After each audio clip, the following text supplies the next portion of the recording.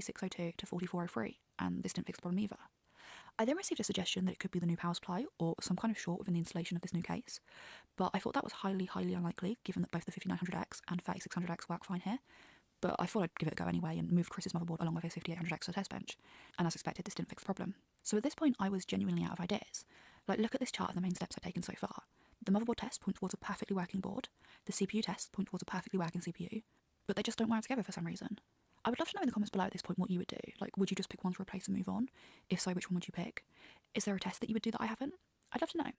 And I have to say, this is probably the most confusing and frustrating issue I've ever faced. So at this point, I was ready to try something a little risky to see if it yielded any new information. So I removed the CPU cooler from the CPU. Side note, the CPU came off with the CPU cooler again, showing that the twist technique doesn't always work. There's tips to try and lower the chances of the CPU coming out, but nothing can entirely make up for AM4's poor CPU retention mechanism. Anyway, I removed the cooler from the CPU so that I could see if it posts without the cooler pressure, and with all 4 sticks of memory installed, it posted fine. I turned the system off quickly because it's not a good idea to run a CPU without cooler, but in this case, I'd say the risk paid off because this test has revealed something interesting. So the next test, I first put the cooler back on and tightened it fully, and confirmed that it had gone back to not posting if there's memory in slots 1 and 2, which it had. I then decided to incrementally loosen the cooler, testing along the way, until eventually the cooler was completely undone, and it was only once the cooler was essentially just sat on top of the CPU that the motherboard would post with all 4 memory modules installed. So what I know now is that if any pressure is put onto this CPU and motherboard combo, that's when the problem arises. And this got me thinking, this entire time I've been panicking because I potentially damaged a viewer's PC, which would kind of suck given that this is my first time making this type of content. But what if it had been sent to me like this? What if the reason it posted before the rebuild, but had trouble after the rebuild, is because of the different cooler? The original build used a Deep Cool Gammax 400, which I'd upgraded to the Noctua NHU12A, and they have entirely different mounting mechanisms. So I thought I'd try the original cooler, and wouldn't you know it, that works completely fine. And then I started thinking, when I originally tested Chris's build as it was sent to me, I experienced some instability that I planned to look into after the rebuild. But what if that instability was this same issue the entire time? What if, as I ran stress tests and the temps rose, the heat caused things to expand, which could result in a cooler mounting pressure change, which then perhaps causes a communication issue between the memory and CPU and results in the system freezing? To confirm my suspicions, I ran an AIDA64 stress test, and it's worth mentioning that CPU temps were a lot lower here on an open air bench than they were before. But I stopped it after 14 minutes to move on to different tasks, and just as I stopped it, the system froze. I was going to move to this new bench, but I didn't need to. This system is unstable as it was when I originally tested it. So where does this leave me? Whilst there's no way to know for sure, I feel pretty confident that this motherboard and CPU had this issue before I'd done anything to it. So I feel exonerated on that front, which is great. However, I still have a CPU and motherboard combo which don't work together, and I don't know the exact reason why.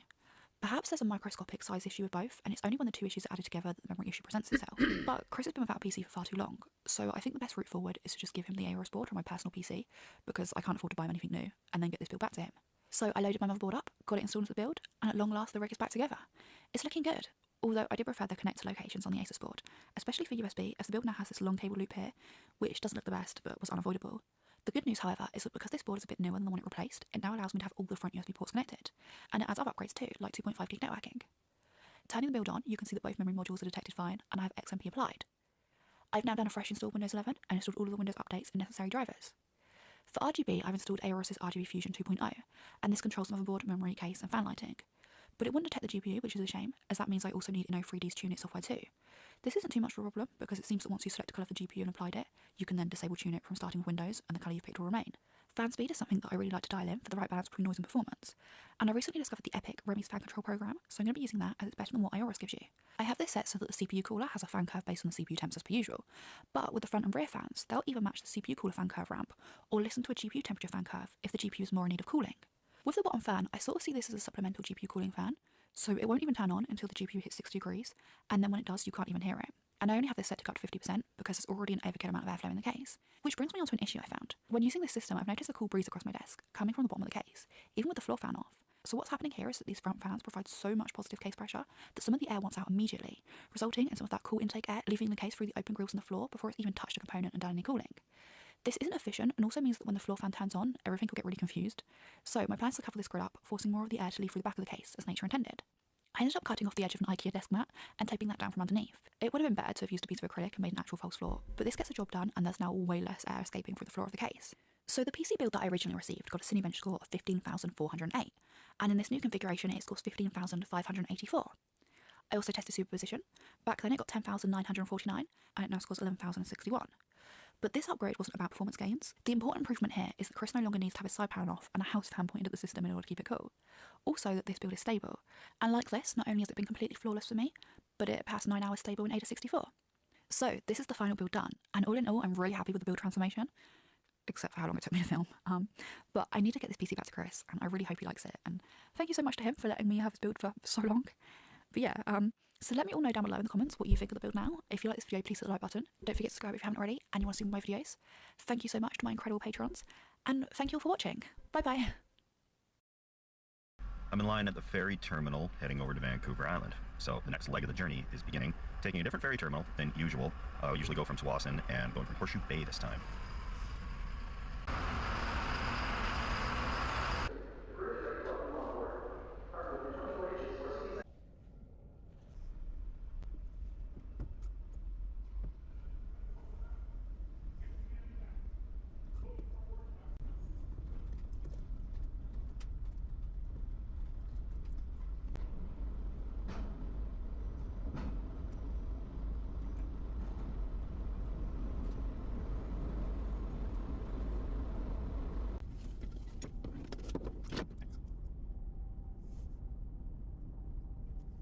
We're aboard. The boat. I love taking the ferry. It's almost like a cruise ship. It's really good gift shops and stuff and restaurants. It'll be all right.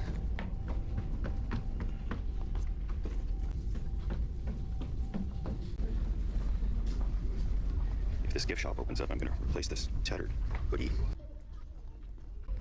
Should do. I think I had one like this before. It's a present from beautiful wife.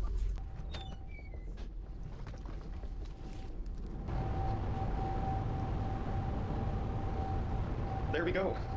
I think Mav made it onto the sailing. I got a call from him when I was waiting. We were going to see if we got on the same boat, but looks like I'm going to have lunch with the fellow. Good. No dressing rooms in that gift shop, but large. Never go wrong with large.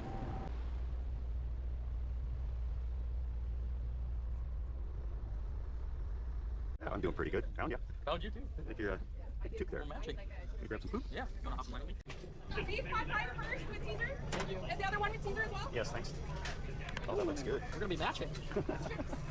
Pot pie, Yeah. Caesar salad. Thank you. Fries. I think people are gonna think this is staged. This is actually hilarious. Out of all people to run into on my ferry, I run into. It's actually not staged. I got a phone call. Oh man, this looks good, but yeah, I got a phone call. I'm in the line for the ferry, and it's Maverick, and he says, "Where are you at?" And I said, "Well, I'm in the ferry lineup." He's like, "Really? I'm gonna go over today on the ferry."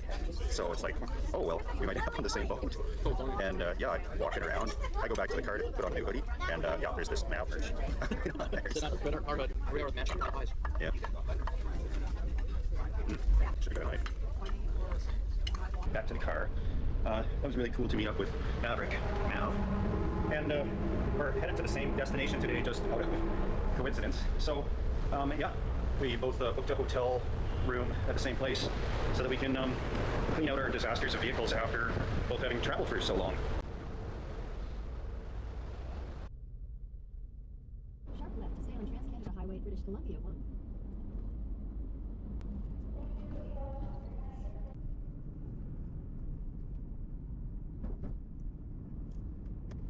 I had no idea, but when I booked the hotel, it was only like 7 minutes away from the ferry terminal. So I'll be cleaning out this car and doing laundry in no time. Maybe have time for a swim. Your destination is on the left.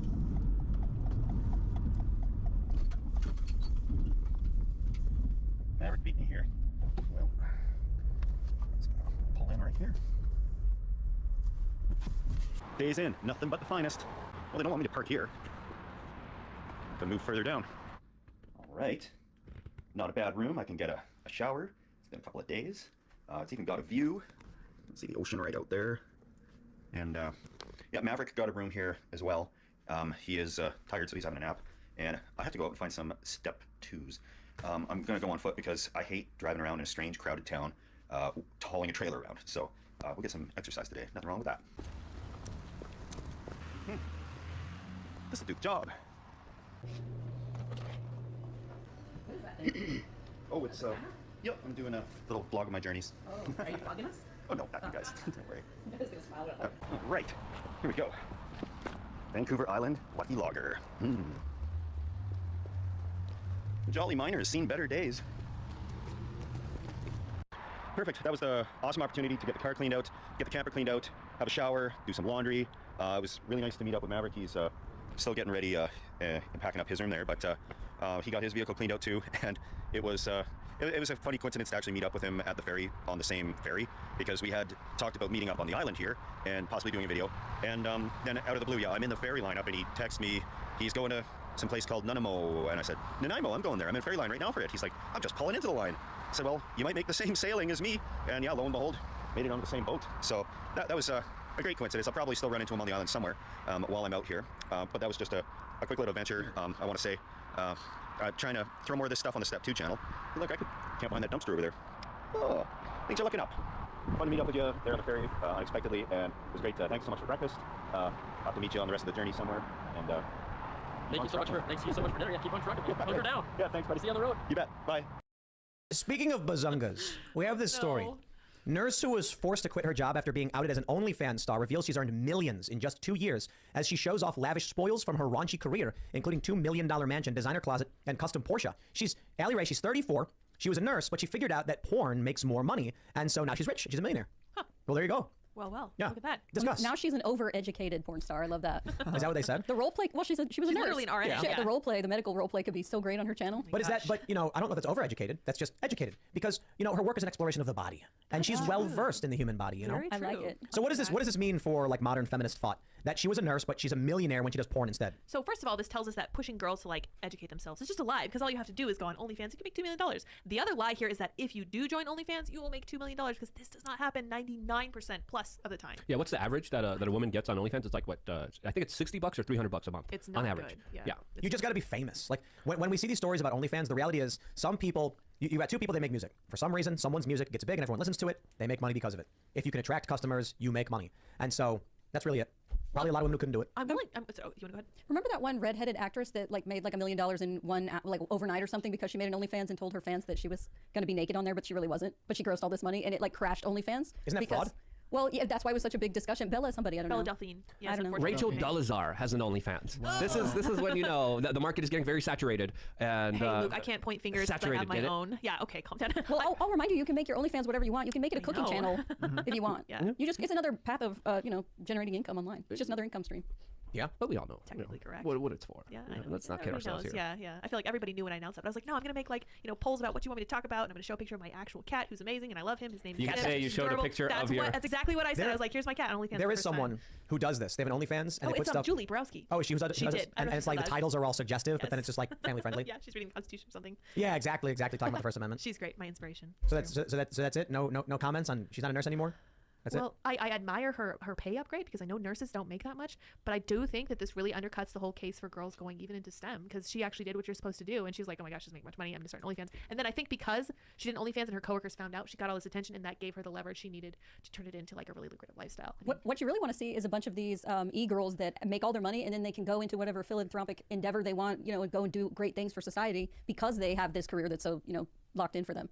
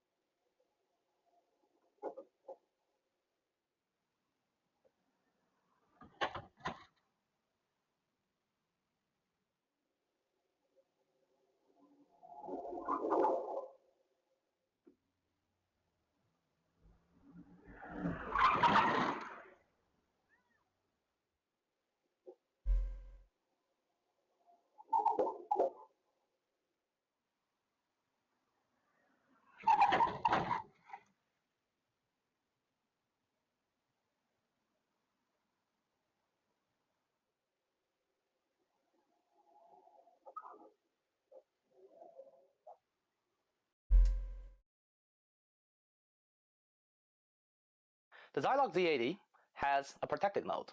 To those of you who knows what a Z80 is and what protected mode is, this should be impossible. In fact, it had been impossible for more than 40 years since the introduction of the original Z80 in 1976. That is, until now. Hi, I'm Andy, and welcome to my retro attic.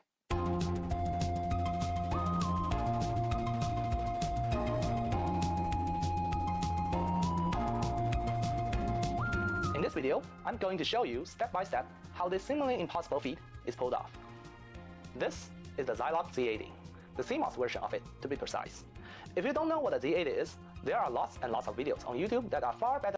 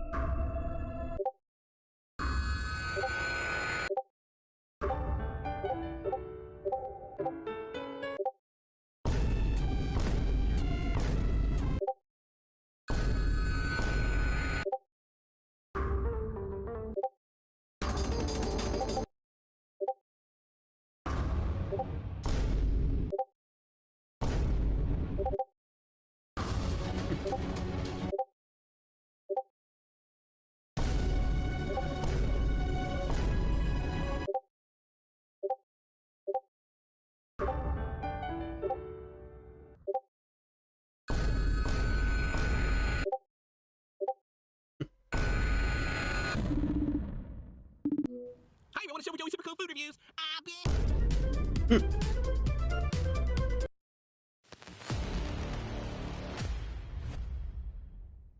Hello, my friends.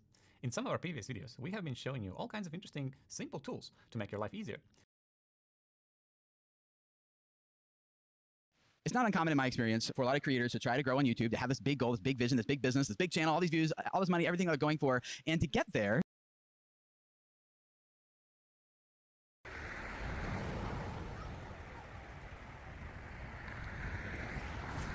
Built in 1848, the York Road railway station in Belfast served as a vital hub for travel and transport across Ireland. The station was bombed during an air raid in 1941, remodelled in 1975, and closed in 1992. Just another run-of-the-mill railway station. Oh, and how could I forget? It was also haunted for a while.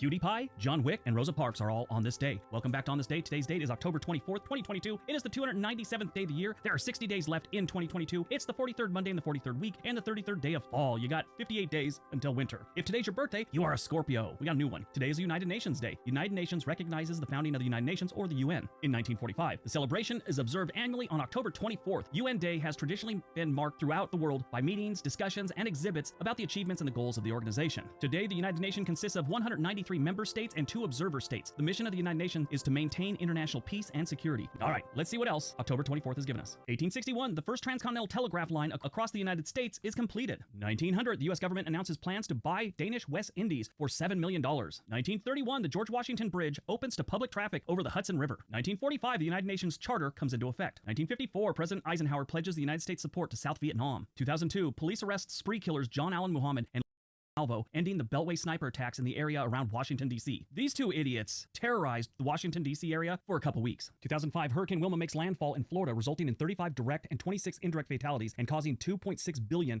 in damages. 2008, Bloody Friday. This day saw many of the world's stock exchanges experience the worst decline in their history. The drops were around 10% in most incidents. Movies released on October 24th, 2014, John Wick. A former assassin comes out of retirement to seek revenge on men who killed his dog. The film is the first in the John Wick series. They're pretty good. It stars Keanu Reeves as John Wick, William Dafoe's been in it, John Leguizamo, Ian McShane, Bridget Moynihan, Dean Winters, Alfie Allen. A lot of good people in these movies. So everyone knows who John Wick is in this movies, right? And so these guys end up stealing his car and killing his dog. Well, one of the guys is connected with the local crime gang or whatever, mafia, and they call one of the head guys and go, hey, your nephew stole a car and killed a dog. And the guy's all like, so what? And he goes, well, it's whose dog and whose car it is. And you don't know much about John Wick at the time. You just know that the guy on the phone is talking to like a mafia boss. And finally, the other guy goes, well, it's John Wick's car and John Wick's dog. And you just see the mafia guy, like all the blood goes from his face. He's all, oh.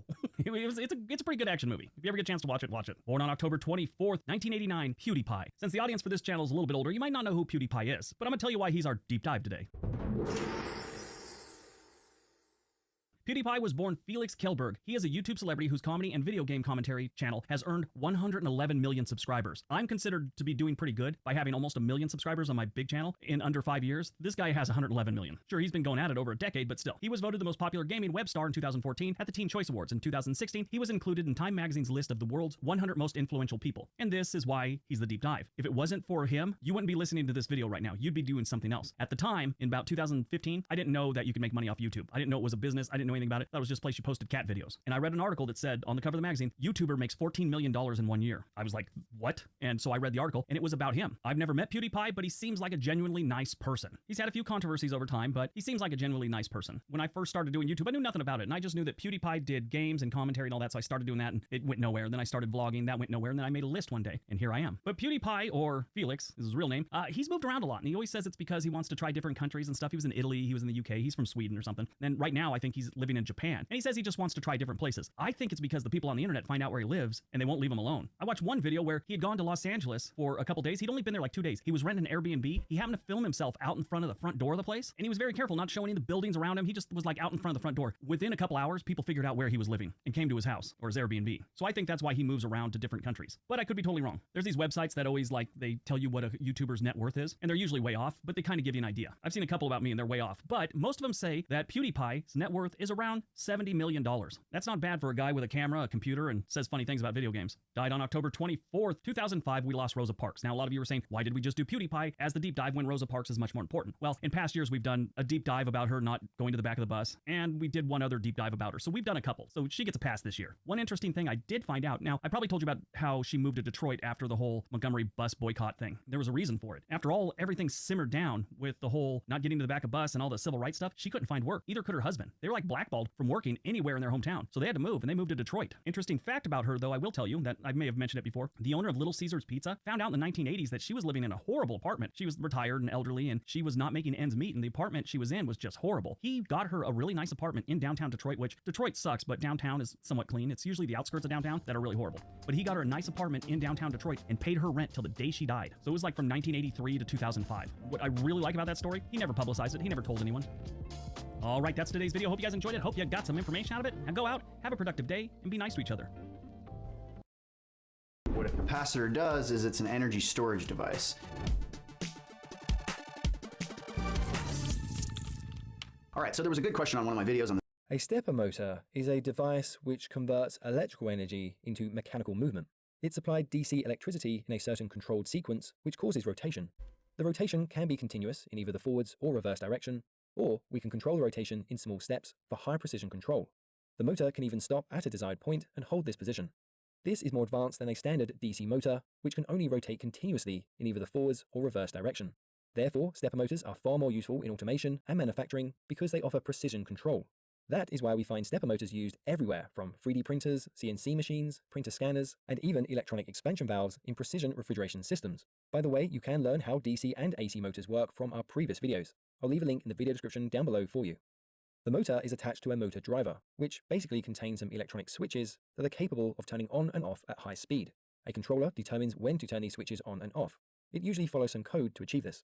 The driver is typically a dedicated circuit board specifically designed for that application, and the controller can be, for example, a PLC unit or even a simple cheap little Arduino. The switches will allow electricity to flow in pulses through the motor's coils. We'll see those in just a moment. Every pulse received causes the motor to rotate one step.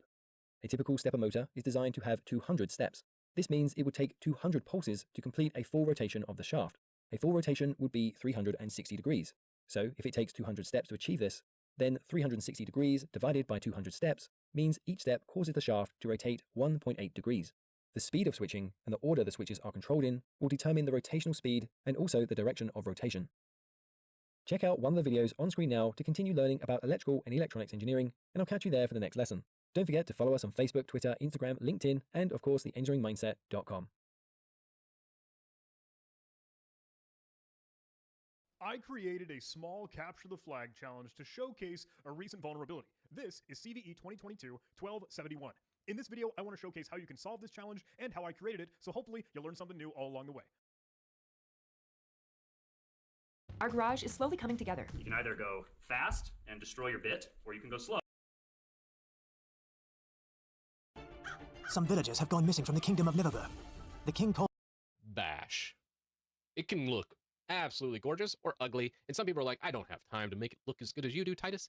And today, you do, because you're watching this video and it will take you literally seconds to just type 2 commands in and make your ugly bash turn into something magical. So I have a bash script that sets bash up for you. Let's get on the desktop and go into it because, man, I worked hard on this and I really wanted people, those bash users out there, to have a beautiful terminal. So here on our desktop, this is just a blanket desktop I use. We're going to pull up the terminal. You know, we can just do a Control-Alt-T, pull it up, and you have this ugly standard terminal, which is fine. But it'd be so much nicer if we had something kind of like this or like that. That's pretty cool, right? Look at that. Look at that beautiful terminal. Must go bigger, yes. Ah, it's glorious. You look so good. And now we're going to make the other one look just as good as this one. Wait a second. That's not Linux. That's PowerShell. I'm sorry. That's going to be next Monday's video. All right, there we go. That's better. And we're back to this old Linux Mint console with a KDE kind of style to it. Let's make this look good. First up, a couple dependencies. We're going to just do an apt install of Git. We'll clear that out. Usually I make like a build directory for my GitHub repositories, or maybe like just GitHub, and that way all my GitHub projects are in one spot. You don't have to do this step if you don't want. And then we just clone my bash repo, and that's just github.com, Chris Titus Tech, my bash. That's it. Super easy, right? So we just come into here, and then let's take a peek at our script before we run it, because you should never just trust some random YouTube guy on the internet before running a script on your system. You should take a look at the script and see what you can see. First up, we set the actual directory to the current directory. It goes and installs Starship, which most people know Starship. However, we're using a heavily themed version of Starship. And then it does a symbolic link between the bash RC in this folder and your home folder. So if you already have a bash RC, you're probably going to wipe that out. Also, it sets the Starship toml file in your .config folder. So we can actually change this and remove these, or just change them into copy commands if you don't care about any updates I do to the script and you just kind of want to make it your own. By all means, I encourage you. And then it installs a program I use all the time called AutoJump, which is just like GitHub, and it would jump to that. Obviously, we don't even have that installed, but it's going to fix all that. So let's clear it, and then we're going to run the script and see what we get. First up, we're going to have a couple Starship setup questions. You want to install the latest? Yes. Okay, and it looks like it just went out and did everything. However, there was an error right here. The bash RC file already existed, so we might need to run this again. And everything else here looks pretty good. So let's go ahead and remove our bash RC file. And we'll just rerun the setup. We don't need to set up Starship again. We're just going to redo that. So now if we go into our home folder, do a long listing, you should see like bash RC up here, referencing right there. That's all the script does in the background. If you do run into that one error, just delete your bash RC file. I guess I could write in the script to delete your current bash RC file, but I just hate to remove something. If you're already doing something, you can just move it. I kind of want you to do these things because you should be taking your own customizations and adding them to my customizations. That way you have your perfect setup, not my perfect setup. So we have everything in here. Let's close out of our prompt and then relaunch. Ooh, okay, looking better. Oh, but we got some symbol errors. Like if we go to GitHub, or actually we could just jump to GitHub. Ah, so much better, right? So if you're back here and you want to just jump like 2 subdirectories in, you now have the auto jump command. Super cool for any bash users out there. And we could just do like my bash. And it's like, oh, okay.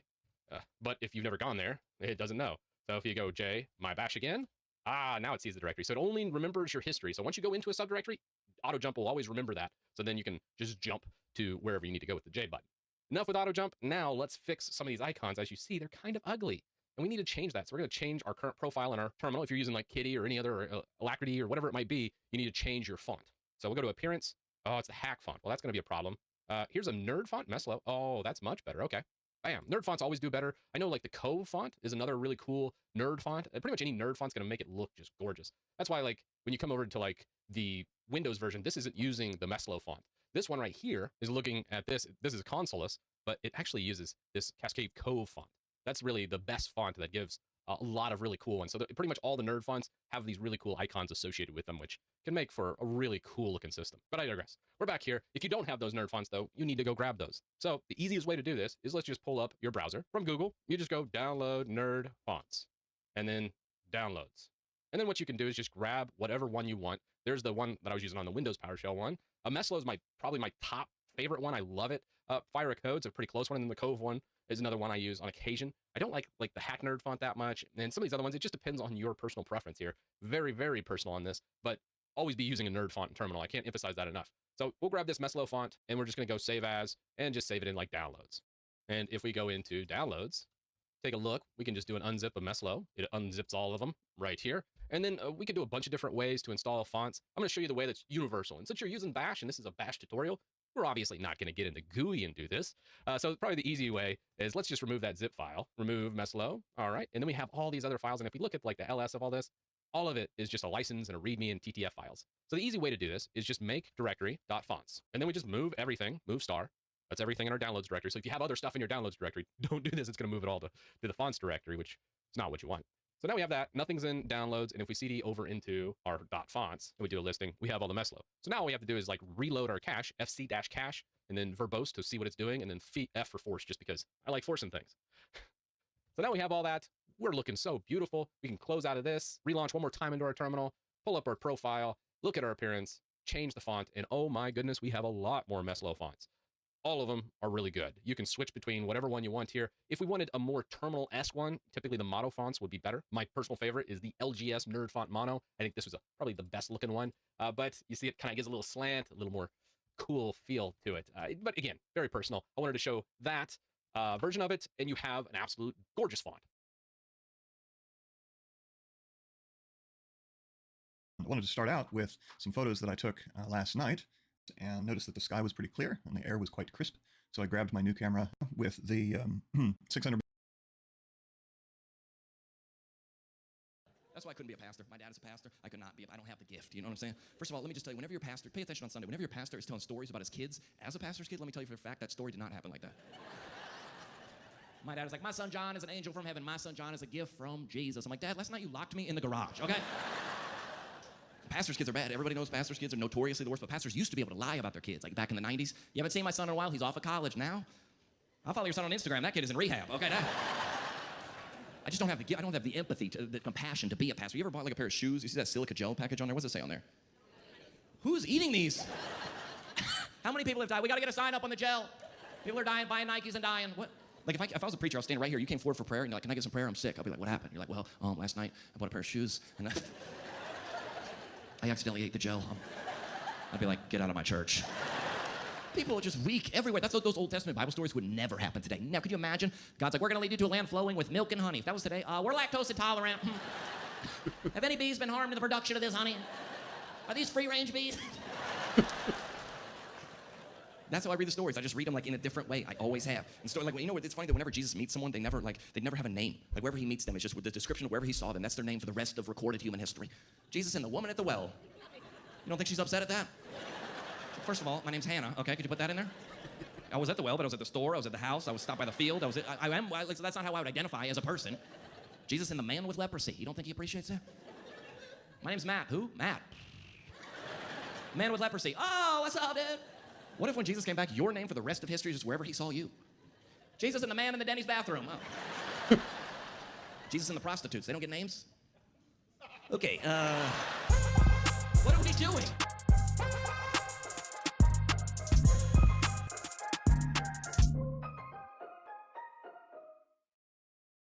That was a little premature of me saying that this is going much better because I only understood like one word of this so far. You shall grow like an onion, but I can't tell you the full story. This is driving me crazy a little bit. I got that right, okay. More often than not, military aircraft have notoriously short lifespans, and fighters face a particular problem, as they must compete directly with the newest available models. Only a handful of fighters around the globe have been able to stand the test of time, and one of them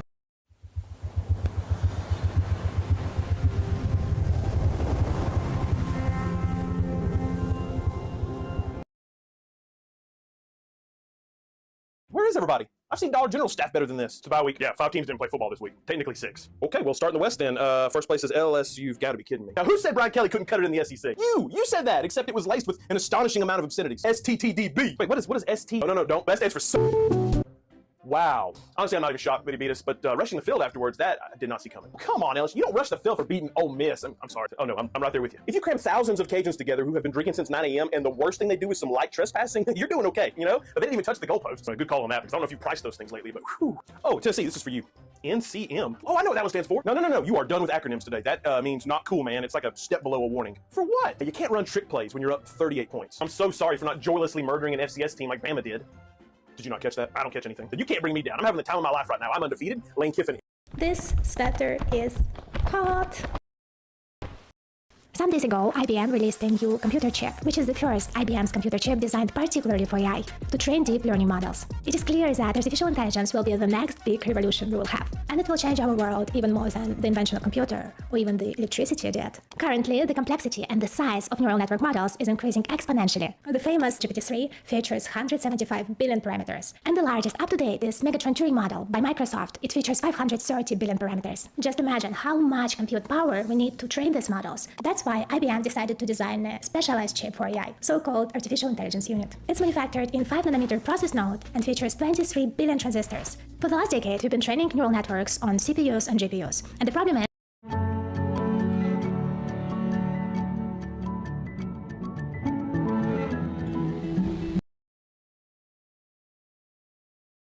today's the day, so this is the plan so far. I go pick up Danielle, we go do some things, and then I take her somewhere. That's the plan. Let's go pick up Danielle first, and then we'll go to the next area. They're gone. Hey guys, welcome back to our channel. I'm actually filming this clip as I'm editing. Like, I am, my computer set up.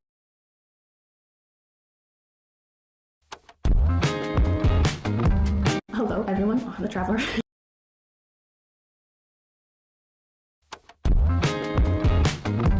Hi guys! What's up you guys, and welcome back to the channel. If you're new here, my name is Jessica Hickson.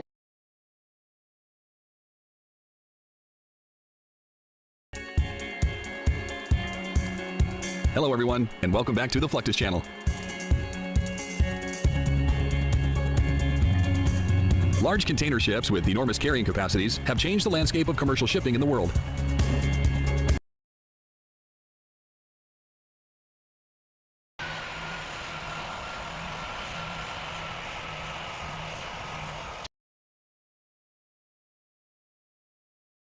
Spending was high because of the pandemic. Those programs expired, and that brought down the deficit, and then that deficit reduction was... This video is sponsored by Brilliant. It's no secret that many people find homeowners associations and the boards that govern them in private communities annoying.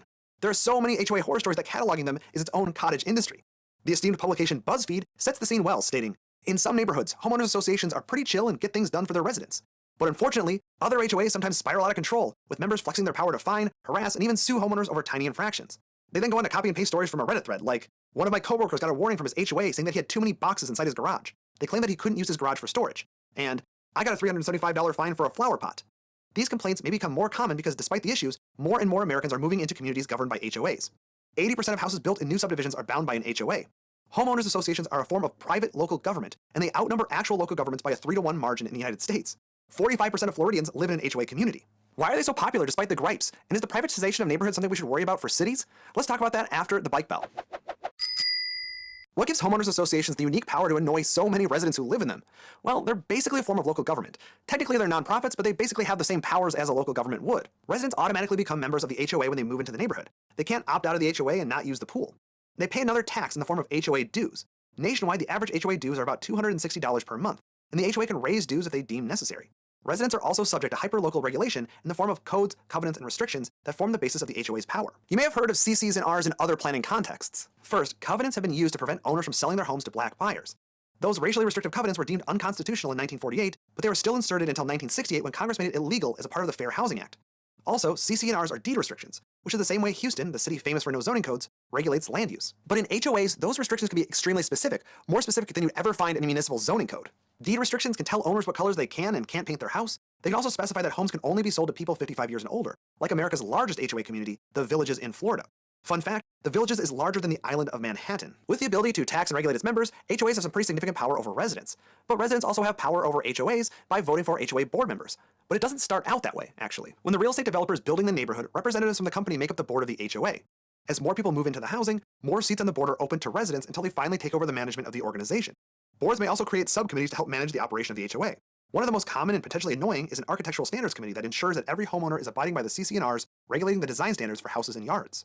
That's where that fine for the flower pot comes from. And yes, not only can HOAs collect dues, but they can also fine members for violations. After hearing how HOAs work, you might wonder who would ever choose to live in one. It sounds like another layer of taxes, politics, and Big Brother-esque control. But the whole point of an HOA is to take those dues and turn them into amenities and services for the exclusive use of their residents. Here's a look at the most common amenities provided by HOAs, according to a recent survey. Most amenities are on land owned in common by members of the HOA, so it's not surprising that landscaping is at the top of the list.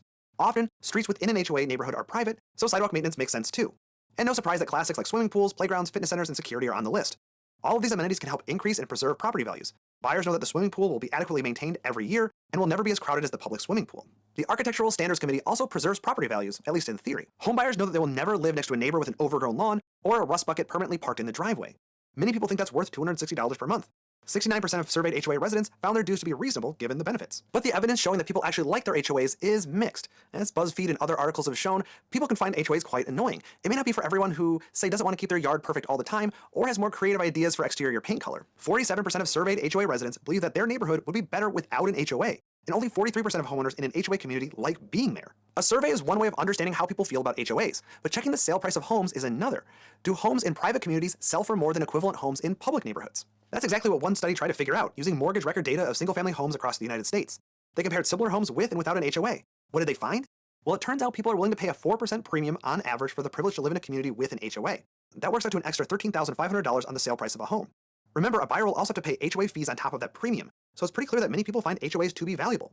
The bottom line is that real estate developers often include amenities such as pools, clubhouses, and paths to entice buyers to buy homes in their subdivisions. Those amenities need to be managed by the neighborhood, and thus an HOA and HOA board are formed. As BuzzFeed said, some homeowners associations are chill and get things done for their residents. And HOA drama is not a universal experience. In most places, people pay their dues, enjoy the pool, and maintain their house and yard. But just because they're convenient and people like them doesn't necessarily mean they're good for cities. I mean, I can think of at least one example of something else that meets those criteria. Proponents of HOAs will argue that they're a form of contractual or private government that can provide for the needs of residents better than traditional municipal government. If you believe local control is a good thing, then HOAs are a step in the right direction. But there are some very real downsides to the proliferation of HOAs. First of all, as quasi-governments, they actually have more power to regulate speech than actual local governments do. HOAs are based in contract law, while municipalities get their source of power from the police power of the 10th Amendment. HOAs also violate the one-person, one-vote rule that government elections have. Renters do not get to vote in HOA elections, only owners do. And some HOAs allow people with multiple properties to get multiple votes, although most have restrictions on the amount of votes one person can accrue. Even worse, HOA communities can be seen as a way for the wealthy to secede from their cities into enclaves with rules and amenities that match their status and wealth. They have what they want and desire, and may be less likely to support bond measures to pay for public amenities like roads, schools, libraries, and parks. Private communities can also create a fractured urban form. Some private communities are also gated communities, which mean that the public isn't welcome. Even in non-gated HOA communities, roads are often private property, and non-residents can be considered trespassing. When large parts of a city become private, it means that it's very difficult to create direct connections between neighborhoods or through a city. This is particularly important for people on bikes or on foot. If you have to go all the way around a neighborhood instead of traveling through it, it can add to your travel time significantly. Despite these negatives, it's clear that HOAs are here to stay for the long term. The proportion of new communities with HOAs continues to grow. This isn't great news from an urban perspective, but at least BuzzFeed gets a never-ending source of new content. If you're stuck in an HOA community you don't like, that can be a difficult challenge to solve. There are websites out there that can give you advice about joining an HOA board and changing things from the inside, or simply annoying the existing board. But you'll need to be a creative problem solver to do so. If you need some practice as a problem solver, you probably want some great problems to practice on. One great place to get those problems, as well as expand your knowledge of STEM topics, is Brilliant. In their impressive library of more than 60 interactive courses, you'll find the challenges you need to become a better creative problem solver. You'll also be learning things like probability and statistics, logic, and scientific reasoning, all of which can help you overthrow your HOA. But you can also learn calculus, chemistry, and computer science, which can lead you to a career that pays more than you're earning now, allowing you to move out of that neighborhood entirely. The best thing about Brilliant, though, is that every single one of their courses is built upon the principle of active learning. You're not going to be passively watching a video or reading text, but instead writing code, solving problems, and taking quizzes. It's super interactive. This is a proven technique that helps you stay engaged, learn more, and complete your objectives. Brilliant also has daily challenges that present you with an opportunity to flex your new creative problem-solving skills and make problem-solving a daily habit. They're just a lot of fun too, and probably my favorite part about Brilliant. If you want to maximize your creative problem-solving skills and support this channel, head over to brilliant.org/citybeautiful and start learning today. I'll post a link on screen too. Thank you so much for supporting this channel.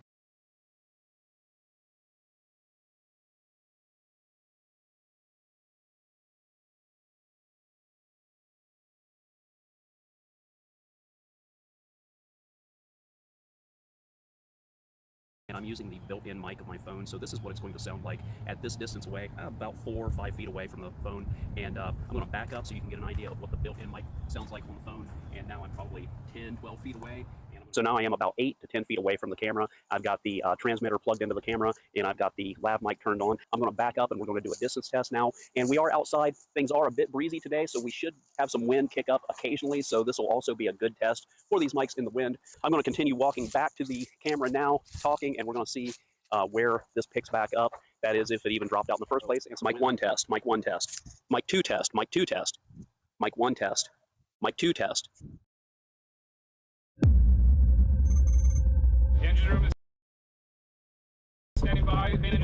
We were surrounded by sea ice. It was minus 15 degrees outside. We were packed in the control room, about to do a dive that submariners rarely do, straight down. And the Navy's nuclear power submarine I found myself on started tilting. If that tilt angle got too steep, we'd risk a situation that is much harder to recover from. Ships have sunk to the bottom of the ocean. Stand by for impact. Stand by. 5, 6,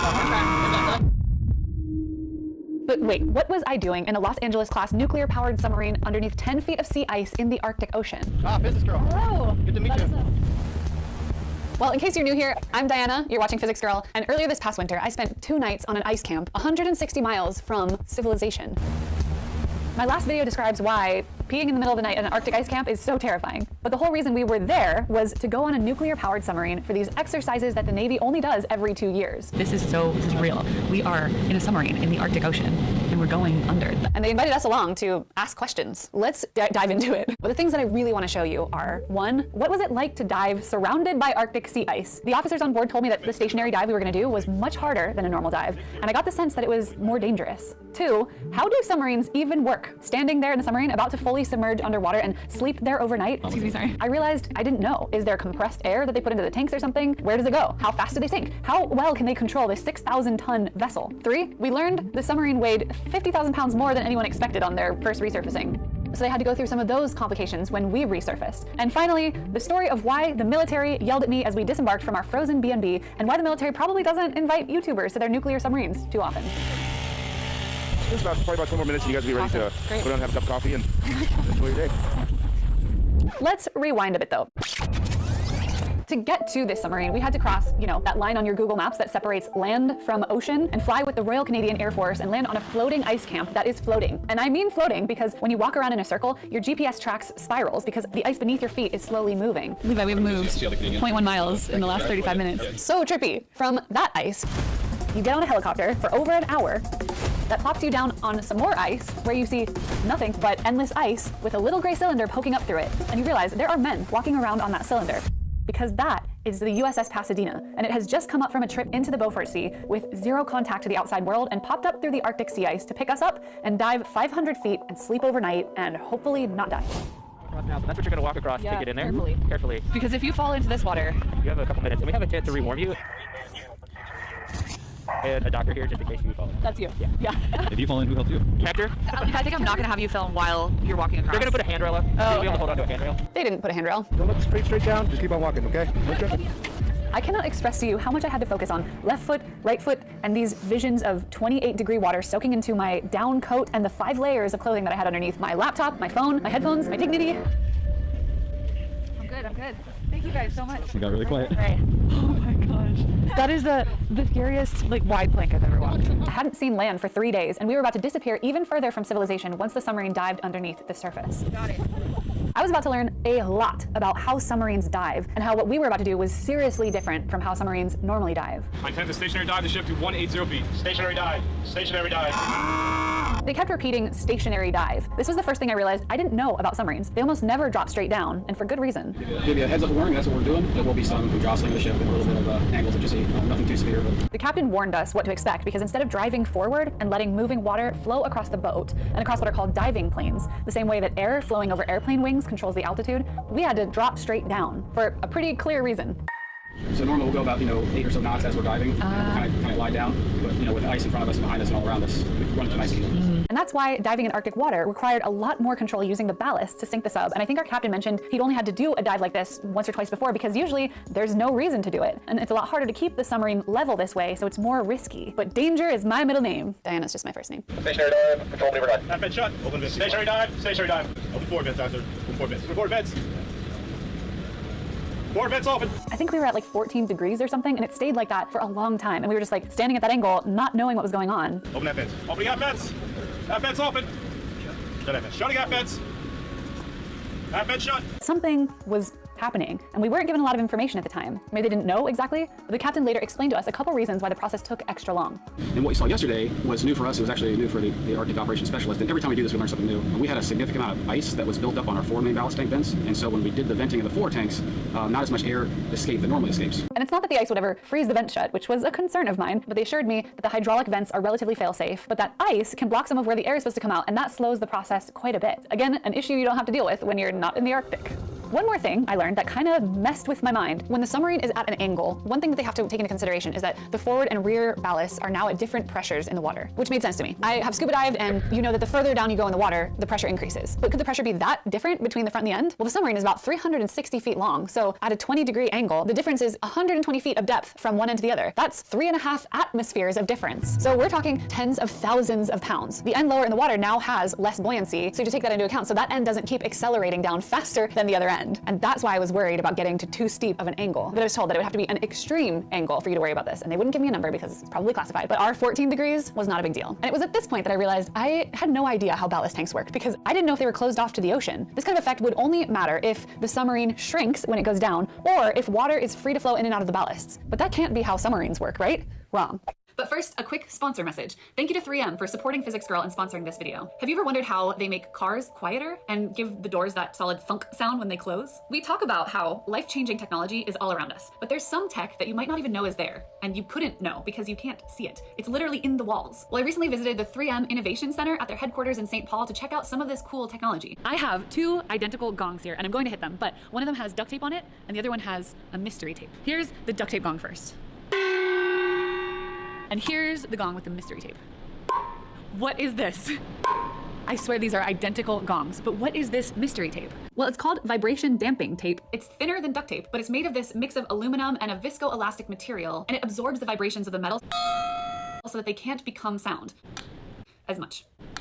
It's so weird. Noise damping tape is just one of thousands of innovations 3M has pioneered that's relevant to me. It's in our cars, it's in airplanes. 3M science is all around us, and their goal is to improve all aspects of our lives through science, from creating tape that makes our trips and our commutes quieter and more enjoyable, to helping solve bigger problems like climate change. 3M is constantly innovating to better all of our lives every day. You probably have 3M products within arm's length of you right now. Thank you to 3M for helping make this video possible, and now back to the Arctic.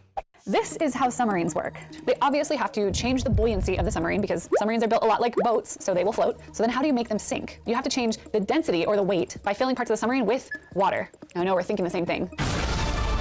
So how do they bring water safely into the submarine? Well, they have these compartments called ballast tanks, and they literally flood the compartments to dive, which makes sense. Add water, you get heavier, and then blow out the water using compressed air in order to surface. But where are the tanks? When you're standing in the living quarters, you start wondering, where are they letting water into? Well, almost the entire hull is a tank. It's the main ballast tank that travels across the entire length of the submarine, outlining the hull, and that entire thing gets flooded when the submarine dives. And there are additional tanks at various other points to more finely control the buoyancy and the tilt angle and so forth. Those are called trim tanks. Now, those tanks are completely closed off from the ocean and are adjusted using compressed air. The other main ballast, giant tank across the whole hull, is open to the ocean on the bottom. There's a grid or something that keeps out, I don't know, dolphins or jellyfish probably. But it turns out that those main ballast tanks are not affected by your depth because they're completely flooded with water when you dive anyways. What is affected is that the submarine hull significantly shrinks when you go to deep depths, even though it's made of high yield strength steel. So the submariners have to adjust tens of thousands of pounds of water in and out of those trim tanks to deal with the shrinkage. Whew. And that's how submarines work. I also learned about other parts of the submarine. The part up there where they're standing next to the periscope, that thing's sticking out the periscope. I see. That's actually where you stand when the boat's underway in the middle of the ocean. Gotcha. The periscope itself has a speed limit because when the water's coming over it, but if the fairing's up, you can go a little bit faster. Got it. So it's just kind of more rigidity, more support. Well, yeah. But the sail, that part of the sail is always up. I was also learning to talk like a sailor. Well, this is a incredible place to learn about a submarine. So after a somewhat nerve-wracking process of submerging beneath the Arctic Ocean, we were ready for the coolest sleepover ever. Before we knew it, it was time to return to land, or I guess more solid water. The crew found a place to come up through the ice. How they did that, I have no clue. It was classified. Well, okay, I have some clue. Up here in the Arctic, it's a little bit different. We have to actually find relatively thinner parts of the ice to map out. So we'll drive around essentially using all of our data that we can collect to look up with our sonar and visually with the camera to see what is above us. Yeah. So once that meets, we have preset ice thicknesses and dimensions of the features feature itself that we have to meet. If I hover over here, I hear more like cracking on the ice, and down here is more running water. Turns out it's not just diving in the Arctic that's tricky. Surfacing is also a lot more complicated because it's one of the only places in the world that a submarine is punching up through a crystalline inorganic solid. Vertically surfacing, we're getting an angle on the submarine about 4 degrees, so that all the force is concentrated on the tip top of the sail. So all the hundreds and thousands of pounds of upward buoyancy we have is concentrated on one very specific point in the ice and just cracks it. So they have to essentially use the sail like a battering ram against the ice to break through using just the speed that they get from increasing their buoyant force without any forward motion at all. But the captain explained to me that in the Arctic, they might have to deal with the submarine unexpectedly weighing 50,000 pounds more than it should. What we saw yesterday was it didn't match what we expected. Basically, like I said, a 50,000 pound change in buoyancy as we were surfacing. The other day, hold on. 50,000 pounds. 50,000 pounds, and obviously you're not adding 50,000 pounds worth of people. No. Changes in the buoyancy of the sub made it 50,000 pounds heavier than they expected. What would cause that? When we surfaced the day before, our buoyancy, as we were going up, we got heavier and heavier and heavier, just due to the fact that the salinity changed and the temperature changed. Okay. So as we're going up, we're actually blowing water out of our tanks just to keep an upward velocity. So because they're ascending in the Arctic, where the temperature at the surface can be drastically different than it is underwater, and the salinity of the water changes due to the presence of, the freshwater ice at the top, you get just unpredictable buoyancy. And over the length of a 362-foot submarine, turns out that can mean a difference of tens of thousands of pounds. If we start getting lighter or heavier, that's going to change. We can accelerate or we can decelerate and stall out. Stalling out's bad because then we don't bust through the ice. Accelerating's bad because we go too fast and we can do some damage. So even in an unpredictable environment, it's essential for them to get their ascent rate just right. And that's part of why we were there at all. And then, bam, we broke through the ice. Actually, it was pretty uneventful. Stand by for impact. Stand by. 60 feet, 10 degrees up, 0.56 up. Impact. Impact. I think you slept through it. I think I slept through the whole thing. So when you board a nuclear submarine, the way you have to behave is uptight. You just do what everyone tells you to do. You ask questions respectfully, and not just out of respect, because these men are literally in charge of your survival in an extremely hostile environment. Where are you from, sir? I'm from Texas. So when you've just broken through the ice and they tell you, Diana, climb up the top of the sail to get that drone shot you wanted, you obey. Yeah, I was pretty excited. But then something happened, and I got my first real orders. So Levi, who's a licensed drone pilot, breaks out the drone, and something about drones is that they often have a set distance from the takeoff location that they'll allow you to fly. That way you can't fly the drone out of range. And it calculates this distance mostly based on GPS.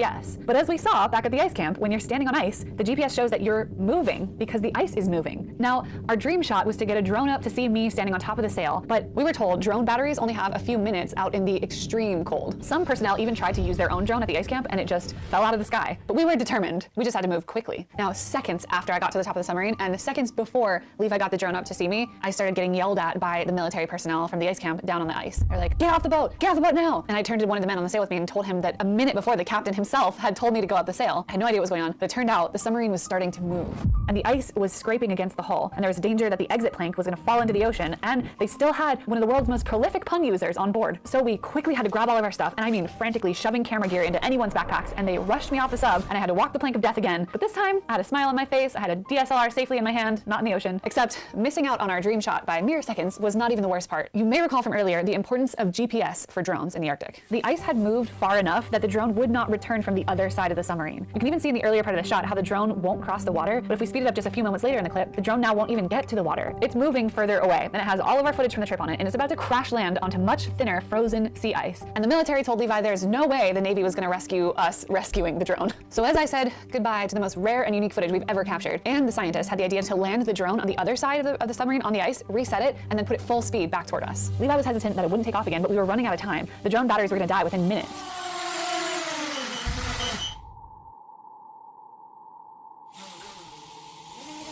After it landed, it was able to take off again. Levi hit the throttle full speed and it came flying over the sub. Tried to stop over the water again, but our hero, Anne, grabbed it out of the air and saved the day. We got our drone back, we got to keep our awesome footage, minus me at the top of the sail, but we were really close to losing it. And it makes you think about how quickly things can go wrong in the Arctic. I mean, we just had a few pieces of equipment to keep track of, and such a minor kink almost caused a huge issue, and that's just for a drone. I can't imagine having to do checks on the submarine and be responsible for keeping people alive in such a harsh environment. It was so cool to see these guys and how they live and get to experience just a piece of that for a moment, but it was also intense to know that they experience isolation from their families and from the world, and they don't hear anything for weeks, sometimes months at a time. So if you want to hear more about my experience sleeping on the submarine and learn more about the cool tech that I didn't get a chance to cover in this video, like, the nuclear reactor, and more about what life is like on a submarine, make sure to stay tuned and check out my upcoming videos all about what it's like to sleep on a submarine and how submarines get around. Hint, it's not GPS. Thank you so much for watching, and happy physicsing.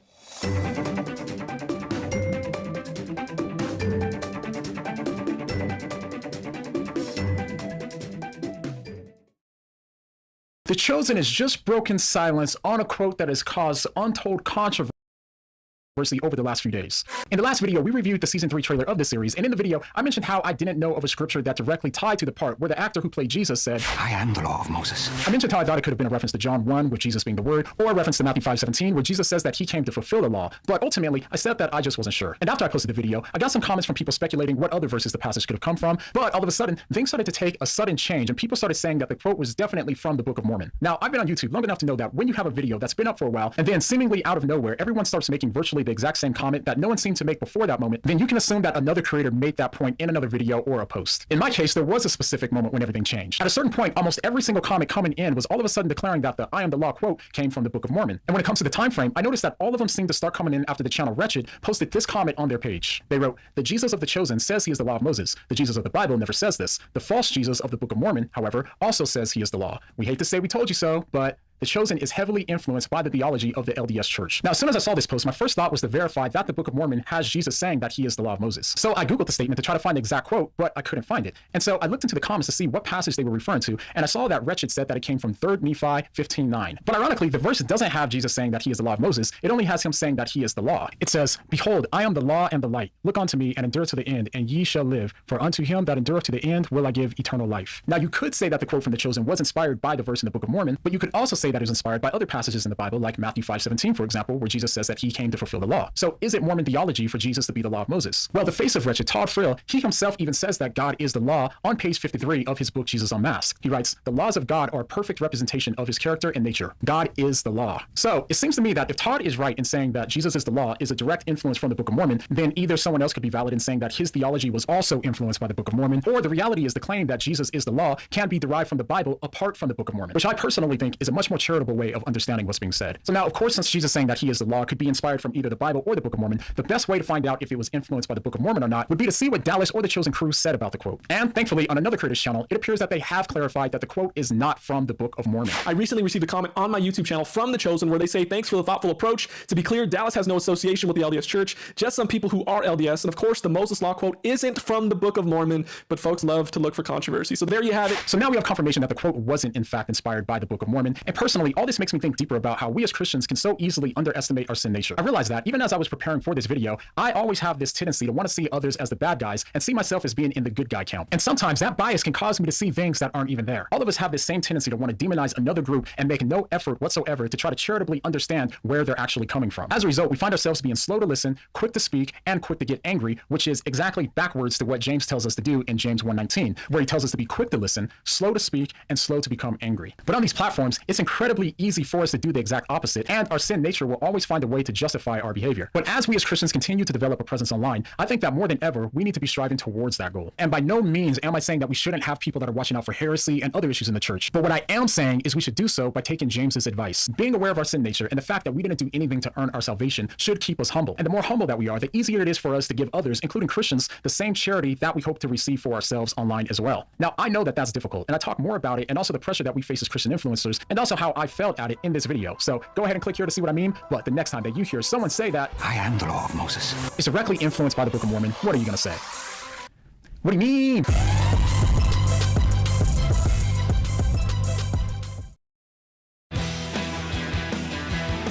Welcome to the Reason Roundtable, your weekly libertarian podcast from the magazine that's doing better this morning than Yankee fans. I am Matt Welch, joined by Nick Gillespie, Peter Suderman, and pinch hitting for gimpy Catherine Mangue Ward, none other than Fiona Harrigan. Good morning, pals. Hello. Hey, Matt. Happy Monday. There you go. Peter's been working on this pronunciation of Rishi Sunak, right? Either that or he is really on some kind of super sedative. It's not either or, never is. The UK has a new prime minister, as badly mentioned already. We'll talk about that a little later in the proceedings. But first, let's get to what everybody on this side of the pond is yammering about, and that's the upcoming midterm elections. By everybody, I do mean actor-director Rob Reiner, who on Sunday tweeted, "In the next 16 days, Americans will decide if we want to remain a constitutional democracy or live under fascism. I have voted for democracy. If you agree, vote blue." Meathead aside, there's just a ton of apocalyptic rhetoric going around in the media right now. Historian and MSNBC regular Jason Stanley this very morning, we do this on Monday, tweeted, "What is your plan now that American democracy is likely a thing of history? Will you tell your kids about what it was like? If you like what we do at Reason, go to reason.com/donate. Give us money. We have lots of other podcasts. Go to reason.com/podcast. Find out all about it. Nick, do you have any upcomings you want to advertise here? Oh, yeah. Zach Weissmuller for Wednesday's recent interview with Nick Gillespie is actually by Zach Weissmuller, and he talks to embattled, controversial Philadelphia DA Larry Krasner. That's exciting. It's this one is pure fire. That's nice. Zach Weissmuller, a great American. Great He Floridian. really is. Yeah, despite a name that, is very suspicious, to be quite honest. Pure fire, just like the cover to that Burning Down the House book? Yes. Well, that's false fire, I think. That's a lot of smoke, but not so much fire. Zach Weissmuller brings the heat. Okay, I'm going to say stop now so that we stop podcast. He brings the fentanyl like a Chinese illegal immigrant coming in through a legal port of entry. So documented by Fiona Harrigan. One of the recommended articles alongside of that Siegfried and Roy piece in The Atlantic is how to end a conversation without making up an excuse. Goodbye. Maybe you should read that one, Matt. Goodbye.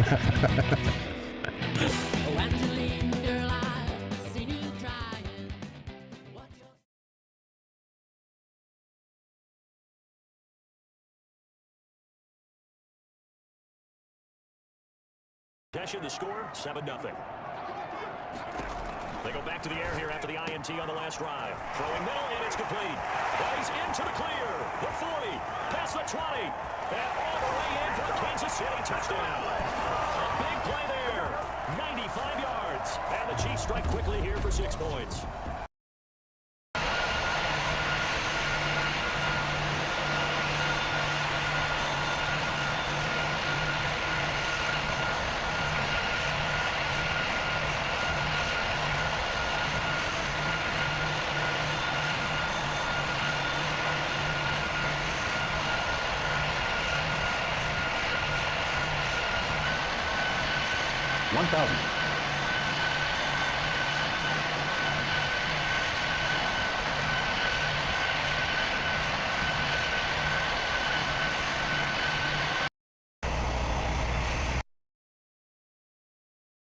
These open fire ribs may have been some of the best I've ever made. So is all we're gonna do, simply a little bit of oil. You can use canola oil, super cheap. We're gonna rub that in a little bit, and then we're gonna add, this is my Rourke Boys Barbecue pork rub. We're gonna add a nice, generous layer of that. And that membrane is gonna act as a barrier to that flame. Flip it over. And we're gonna go ahead and do the same thing on this side. And that's it, y'all. We're gonna sit here, let these rest for a little bit. They're gonna go ahead and sweat. The rack on this iBar Pro is perfect. You can actually rotate it. So we're gonna spend a couple hours with the bone side so that membrane will protect as it cooks. Then we'll flip it over for a little bit on the meat side to finish.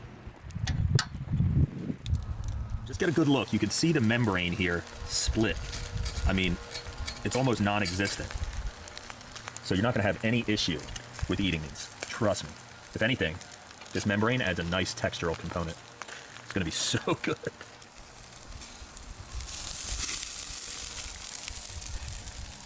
We're looking at exactly 3 hours, 2 on the bone side, 1 on the meat side, and these are about as pretty as they get. Man, now let me tell you. Go ahead. Oh, they're burnt. Oh, they're so dark. Now, let me tell you. I hit them with a little bit of that stout beer at the end, and that's all caramelization, because beer, especially a stout, has sugar. So that's what happened there.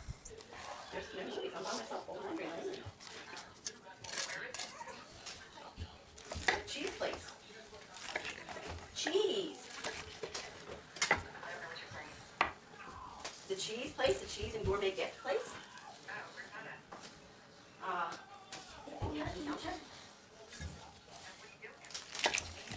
Meat and cheese and gourmet baskets, gift baskets. Well, it's a part-time job. It's a real flexible schedule. Hello there, and welcome to my 30-day ukulele challenge. I'm Katrina, and I've already tuned my ukulele. Basically, what I did today is kind of like when I did a 30-day juggling challenge. I realized that a song is very overwhelming. It's a lot to do, so I broke it down into its separate little things and did those over and over and over again. So here, I'll show you what I did. There's basically only 5 chords in this version of the song, and there's 4 main ones that make up the beginning verse. So what I did is I broke that down, and so the transitions for G, which is this key, goes into C, which goes into EM, which goes into D, and then it repeats again, G, C, EM, D. What exactly do you think of when you think of Al? Non-stop sexual energy. Yeah, that's the usual response. Say, you remember my song Like a Surgeon, don't you? Yeah, I remember that record, yeah. Well, tell me, how do you think it's affected your career? I think that's really what's crossed me over. And given me the exposure that I have now. Well, I'm glad to hear it. Madonna, what would you ultimately like to achieve? A lot of times you shoot stuff that's happened in the actual movie before you've done the stuff that happens to get you where you are right now. Does that make any sense? No, it doesn't. Oh, I'm sorry. Let's try that one again. What would you ultimately like to achieve? What I would like to ultimately achieve is not something I can put into words. I said it once. Hey, will you look at that? Michael Jackson just walked into the room. Hey, Michael, how you doing? Well, Madonna. Oh, what is that? That's great. Is that some kind of Dick Tracy wristwatch? That's cool. Michael's leaving. Bye, Michael. He hates to hang around when I've got company. Okay, back to the question. What would you ultimately like... Well, let me put it this way. Do you think that you'd like to be as successful and famous as me someday? Sure. Yeah. Okay, fair enough. All right, here's a joke for you. Why are Helen Keller's fingers purple? I don't know. Because she heard it through the grapevine. You like that one, huh? Yeah. Say, I've done some research on you, and I found out that you've never taken a bus trip to Boise, Idaho. Why is that? It's very taxing, and it's rough, you know, to travel in a bus, and you really have to be geared up for dealing with a lot of the problems that you deal with. You know, when you. Okay, shut up. I got another question for you. Right now, would you rather be chewing on razor blades or acting in a movie? Acting. How do you feel about banging your head against the wall? That's the ultimate release. I see. Well, oh look! There's a spider crawling up your blouse. Ew! Just kidding. Gotcha on that one. Well, I think you were saying in your next life you wanted to be reincarnated as a pig? What did I say? Gotcha again. Okay, I'll be good. Say it. Looks like you haven't eaten in a while. Would you like a bite of my peanut butter and tuna fish sandwich? Ugh. Jeez, I'm sorry I asked. Well, I guess your parents must be pretty proud of you, huh? I think they're jealous and envious of me. Well, Madonna, I heard that when you go out to eat in fancy restaurants, you roll around on the floors like in your videos. Is that true? It's the way I am. It's the way I've always been. Okay, name 3 people that you really admire besides yourself. Madonna? Hello? Okay, never mind. It was a tough question. I'm not a very good interviewee. No, you're fine. There's just one thing I wanted to ask you. I feel kind of embarrassed about this, but could you roll your eyes for me? Come on, you can do better than that. No, I mean really, roll your eyes. That's better. Okay, now do this. Wonderful. Now hold your arm. Pull out your hair away from your head. Point to your mouth. Okay, could you just pick your nose a little bit for me, please? Well, Madonna, this has been a lot of fun, but I'm afraid we're running out of time. Do you have any final advice for our viewers? Blah, blah. Yes, words to live by. Okay, say goodbye, Madonna. Bye. There's a type of electrical device out there that is code compliant, yet 80% of my viewers are not aware of it and haven't used it in the past. These are called self-contained devices. This is an example of an outlet that is self-contained, so it has the electrical box or junction box built in. Now, these are predominantly used on mobile homes or manufactured homes or in RVs. And unlike the 3 major ways that we know how to wire a device, starting with the most common, which is side wiring, that's a J-hook in the clockwise direction around the side of a screw terminal, or speed wiring, also known as backstabbing, where 14-gauge wire is pressed directly in the back of a residential grade outlet. This is not my favorite, but commonly found in new construction just to save time and overall labor costs. Or the third method, which is my preferred and found on commercial grade outlets, which is back wiring. You have a plate that is pulled against the wire as you screw in the terminal. That makes for a consistently secure connection. These self-contained devices actually don't use any of those. They use a completely different way to wire the device, and it's a little scary actually. Let's go take a closer look, and we'll talk about a rental property where I actually had a failure on one of these devices and what I did to fix that. So this is the exact one that I had in that rental property. It's an example of coming power in, power out from one device. It's made by Pass and Seymour. It's a 15 amp outlet certified by Underwriters Lab, so it has the UL stamp. And to get in the back of this, there's actually 4 tabs, 2 on each side, and it takes a little bit to open things up. So this is the back cover that you'll remove, and then on the inside, it is immediately apparent how different than the normal 3 ways that we just reviewed of wiring an outlet. This is a little bit more common in low current, like an Ethernet line, where you have 2 different contacts or 2 different blades here, and then you press the wire in, those cut the insulation and then make contact with the copper. Now, it's probably pretty apparent why that could be an issue. There are specialty tools that will press these wires completely down, securing them in place and providing the best contact possible. But the problem is very few people have those specialty tools. So you're pressing on these with screwdrivers or something a little more blunt so you don't damage, but you can see here's a little damage in the insulation right there on the neutral side. And then if we remove the wires, then we can see the actual contact area from the ground to the hot side there. You can see where it made contact. You can see where it barely, if at all, removed the insulation from the top one. Again, barely removed the insulation from the outside. That was damaged. That was not in contact. Here's a little bit. The contact area is minimal, and that is why these can be so dangerous. Because the smaller the contact area, the more heat generation, and that is the exact type of failure I saw in the past. Do me a favor and actually jump down in the comments. Let me know if you have any experience with these and what your overall take is. Either way, I'm interested to hear your feedback. For me, these are a no-go. I just really do not like the overall design. I'm a bit surprised they meet code and also are UL certified. If you want to dive deeper into that failure, check out this video right here and I'll walk you through the exact failure mode and what I did to correct the overall situation. Additionally, below the video, there is a link to submit your questions. We are doing weekly Q&As on our new Everyday Home Repairs Help YouTube channel, and I'd love to help you guys out. So thanks for joining me on this video, and we'll catch you on the next one. Take care. With AC electricity, the electrons alternate by flowing forwards and backwards constantly. That's how it gets its name, because the current of electrons alternates in direction. You can think of this type of electricity like the tide of the sea. It constantly flows in and out between the maximums of high tide and low tide. If we followed the copper wires back to the generator, the wires are connected to some coils of wire which sit within the generator. Inside a basic generator, we also find a magnet at the center which is rotating. The magnet has a north and south pole, or you can think of it as a positive and a negative half. The electrons in the wire are negatively charged. As you might already know, magnets push or pull depending on the polarity. So as the magnets rotate past the coils, the positive and the negative half are going to therefore push and pull the electrons within the copper coils and also through the connected copper wires. The magnetic field of the magnet varies in intensity. So as the magnet rotates past the coil will experience a change in intensity of the magnetic field. This will be from 0 up to its maximum intensity, and then as it passes the coil, it will decrease again back to 0. Then the negative half comes in and pulls the electrons backwards with the same change in intensity. Each full rotation of the magnet will therefore produce this wave pattern known as a sine wave. The voltage is not constant in this type of electricity. Instead, it repeatedly moves from 0 up to its peak, back to 0, then to the negative peak, and then finally back to 0 again. Frequency refers to how many times this AC sine wave repeats per second. In North America and a few other parts of the world, we find 60 Hz electricity, which means the sine wave repeats 60 times per second. And as each wave has a positive and a negative half, this means its polarity will therefore reverse 120 times per second. In the rest of the world, we mostly find 50 Hz electricity. So the sine wave repeats 50 times per second, and therefore the current reverses 100 times per second. We also have single-phase as well as three-phase AC electricity. Most homes around the world use single-phase electricity. Large commercial buildings, as well as some homes, especially in Europe, will use three-phase electricity. Homes in North America use split-phase electricity, where a center tap transformer splits a single phase into two, which provides two hot wires and a neutral. We've covered how split-phase electricity works in detail in our previous video. Do check that out, links down below. With single phase, we have a connection to just a single phase from a generator, so we have just one sine wave.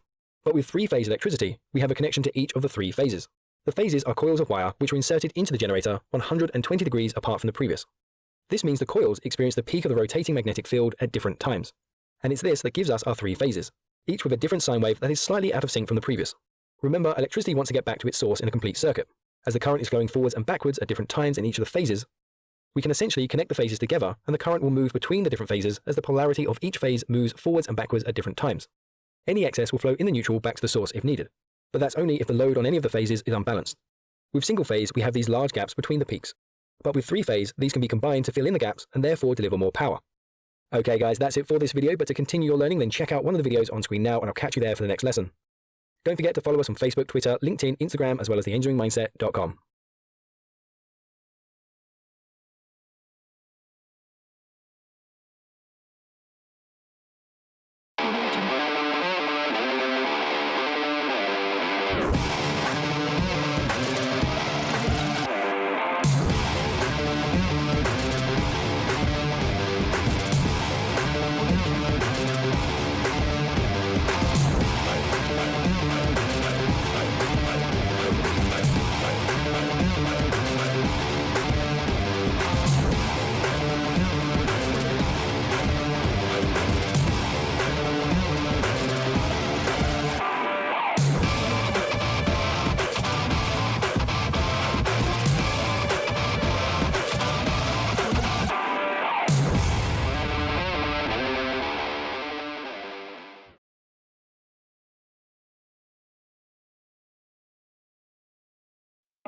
Got the devil in your eyes.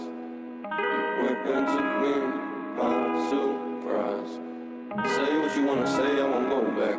If you wanna hit the road, then let's go then. Let's just go and see the world and just show them what it really means to live life golden. Yeah, we're golden, baby, yeah, we're golden. They're about to see us shine, 'cause we're golden. They can't ever break us down, 'cause we're golden. They're about to see us glow, 'cause we're golden.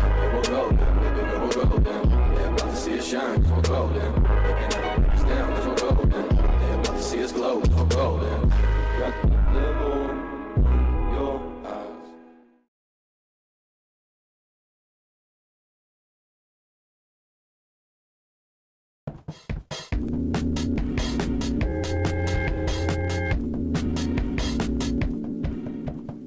Welcome back to another Daily Walk. Well, today we're going to talk a little bit about preparing for the end, knowing what types of things that you need to do to make sure you are prepared and ready, because the end is coming, whether it's an apocalypse or a nuclear war or whatever other thing that Brandon has in store for us.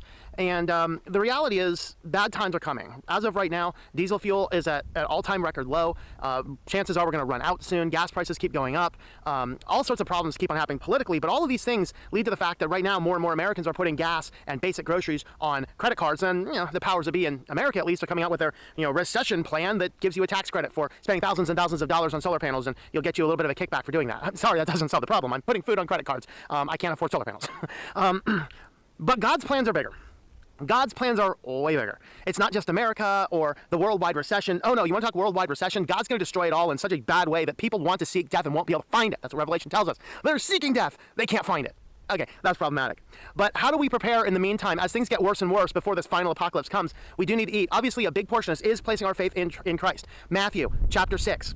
Very end, I didn't pull out the exact verses. But seek first, basically he says that God knows all of the things that you need, and his final principle says, seek first his kingdom and his righteousness, and all of these things shall be added unto you. All right, and that's really that principle. When we are following God in faith, all of these needs that he knows we need are going to be met for us believers. They are not necessarily going to be met for the non-believers. But what do we do? How do we plan? Do we just say, I'm not going to worry about anything? Well, that plan can work for some people. I'm reading George Mueller's Life and History and stuff, and that's kind of exactly what he did. He's like, I'm not going to bother anything. I'm just going to place my faith and trust in Christ, whatever. But the Bible does give us advice about following on lean times. The Bible does give us advice. And I want to look today at Ecclesiastes chapter 11, verses 1 through 6. Cast your bread upon the surface of the waters, for you will find it after many days. Divide your portion to 7, yes, even to 8, for you do not know which misfortune may occur on the earth. If the clouds are full, they pour out rain upon the earth, and whether a tree falls toward the south or to the north, wherever the tree falls, there it lies. He who watches the wind will not sow, and he who looks to the clouds will not reap. Just as you do not know the path of the wind, and how bones are formed in the womb of the pregnant woman, so you do not know the activity of God who makes all things. Sow your seed in the morning, do not be idle in the evening, for you do not know whether the morning or the evening sowing will succeed, or whether both of them alike will be good. The principle that Solomon is giving us in Ecclesiastes is to diversify. Diversify as much as we can. Have a couple different jobs. Put in store shelves. Now, we don't want to be so foolish as to be like the man who tore down his barns to build bigger ones to store a lifetime of grain so he could take it easy. No, this advice is to keep industrious, keep laborious, keep on working, morning and the evening. Don't be living your life TGIF. Cast your bread upon the waters. Throw it all out. Some of it will return, some of it will fail. These are the things that we see that cause us to become successful. A person who is succeeding in the world as far as having retirements and things like this, you're diversifying your investments. You're putting out some funds. You're saving a little bit. Of course, you're always giving things back to God as well. Ultimately, for the Christian, the first principle is to seek first his kingdom and his righteousness. Then all these things shall be added to you. That is absolutely 100% true. You need to start your life with that basic principle in mind. Now, that being said, what we do want to do is make sure you have other ways, other forms of investments, other ways of making income, and a plethora of different ways to possibly succeed. Now, this in my personal life is becoming more and more blatantly obvious as YouTube continues to attack my channels, as I talked about last week. So what are we doing on the Christian channel here? Well, I talked a little bit about that last week. The podcast is independently hosted on my own platforms, the servers that I own, and so that's not going anywhere. You can find that all the other places. This week, though, because of the content we do and things like that, I went ahead and synced this library on YouTube to a variety of other places. So if you are catching this, you're going, I just don't want to watch YouTube videos. We did re-enable the BitChute channel. I don't think it's automatically posting the past library. Of course, I took that down for a while because for 6 weeks, every single time I attempted to upload, it failed. Syncing wasn't working. Nothing was working right. And so with the new upload system, had they actually communicated and said, hey, we're going to roll out a new upload system in like a week, wait and see if that works, I would have kept the channel around. So we're going to lose some of the old content. I did sync the content over to library/Odyssey. So over on Odyssey, you can find the channel at Our Walking Christ over there. And over there, we have, I think it synced about a year's worth of content. It's not everything, but it's quite a lot of content over there. Of course, the channel is also on Rumble. So we have a variety of different places you can watch this because we do cover things on this channel that the powers that be do not like. And if I do not diversify this channel, we are at risk of losing it. And so this is what you're doing in a micro scale. This is also what you try and do in your macro scale life. I have investment accounts. I have a couple different ways of making an income. So despite things can come to blows in one area, I'm not left completely without an income, completely without a way to eat and things like that. But still first, what is the best insurance ever? Seek first his kingdom and his righteousness, then all these things shall be added unto you. With that, guys, you can have a look at the new channels. We are on Rumble. We've been on Rumble for a long time. We're also now on Library. We put the content back up on BitChute. So you can have a look over there. Of course, the website, ourwalkinchrist.com. Sign up for that newsletter because any major updates, we should also on that newsletter, on our next one have the Half My Life audiobook ready. If it's there, I'm going to put some rich coupon codes in there. You can download it directly from the website, grab that book, and then listen to that anywhere you listen to MP3s. I'm excited to get Half My Life finally out in audiobook. I published the ebook and the print book last year. We're just now getting to the audiobook. And then right after that, guys, we're rolling out the next book. I just need to send it to one or two more editors to have a look at it again. And then we are going to be ready, and I'm going to release all 3 editions of that book at the same time, which is probably going to be, my guess is it's going to be early December. So stay tuned for that. The newsletter will have the details and the updates on that. Well, thanks for watching, everybody, and I hope that you enjoy.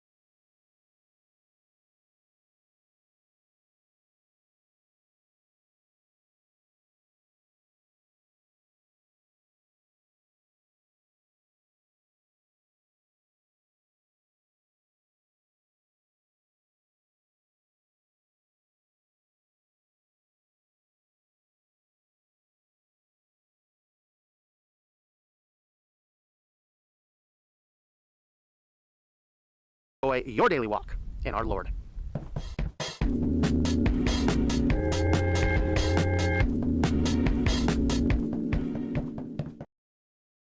Well, Tim, I can't help but notice this table in your sheepdog response facility that we're sitting at has what some would call murder weapons on it. I'm curious, what are we looking at here?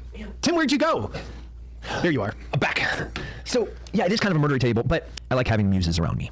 Sources of inspiration where I can, yesterday was the anniversary of Shugart and Gordon, Black Hawk Down, some Medal of Honor recipients that did some extraordinary things. That's an example of a muse. I felt very inspired yesterday. This is a kukri. This was carried by the Gurkhas, one of the most feared special operations units, unconventional warriors, guerrilla warriors. So, like, I love that. Cool little tomahawk. So, like, every time man, what is the appropriate response to insert any question? Before I get philosophical, I first get grounded in violence. And then I can move on to trying to find the solution to said problem. That's what this is. It's inspiration. That's it. Do you feel inspired? Does inspired feel the same thing as the fight or flight response? Yes. I feel very similar. So inspired. Is it here? I feel here? Well, more like in my crotchal region. I'm inspired enough. I wet myself. Okay. So speaking of which, if you had motive, not saying you do, but you're a man of violence. You're a man of integrity as well. Yet than communistic values. Yeah. Weird. Yeah, it was weird. There's no preachiness happening there though. Like that would be broken on our part to be like, hey, again, this is the learner's choice. I mean, I would even argue that they, in their own studio, could even try to collectively pass and apply some socialist ideas and see how those work out. You know, we do that, and we just let them work it out, and it solves itself in this microcosm, in this beautiful micro world of their studio. And they're like, oh crap, this doesn't work. Johnny's not pulling his weight. You know, my comrade Johnny over here he wasn't the contributing teammate that he said he was going to do, but he still thinks he's going to get the same amount of kickback after we succeed or fail. But I had to pick up for Johnny over there. This sucks. Not doing this again. Well, good. Lesson learned. Tim Kennedy, thank you for bringing your wisdom and your good looks to the table. Well, that's a bridge too far. It is, wasn't it? I'm glad you caught it.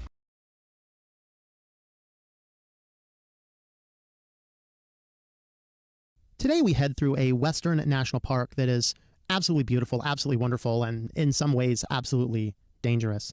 This is a place that really is what launched the national parks, and a place that came because of the tragedies in the life of the man who decided to found these great parks for us to see. Of course, we're heading to North Dakota to talk about the Theodore Roosevelt National Park.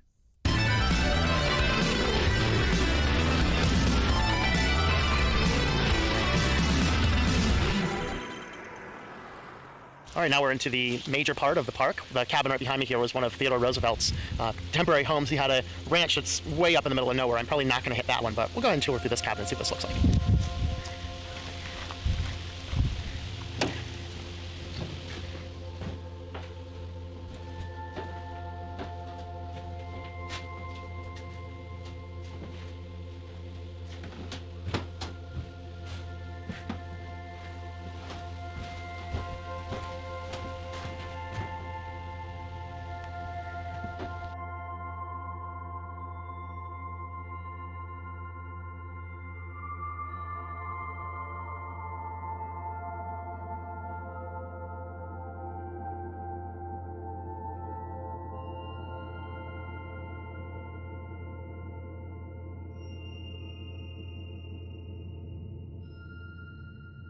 Theodore Roosevelt first came to North Dakota in September of 1883 to hunt as a break from his New York assemblyman work.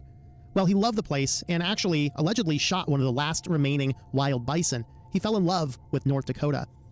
After heading back to work for another year, he returned to North Dakota the following year after Valentine's Day when both his wife and his mother had passed away. This is the place that really drew him in, by which he showed up here in North Dakota into the Badlands, invested in a ranch, and really motivated him to go on to the presidency ship and to establish the Forest Service and create the national parks. All right, so we're going to hike the Wind Canyon Trail. It's one of the ones I've looked at and wanted to hike. We're going to go up this little ravine here, and some of the people in the parking lot are saying there might be some bison over here. So I'm going to grab the good camera and even grab the zoom lens in case they're a ways out. So maybe we can get some pictures of some buffalo. That'd be cool. Hopefully they're not like 10 feet away up here. Yikes. Anyway, let's see if we look up here.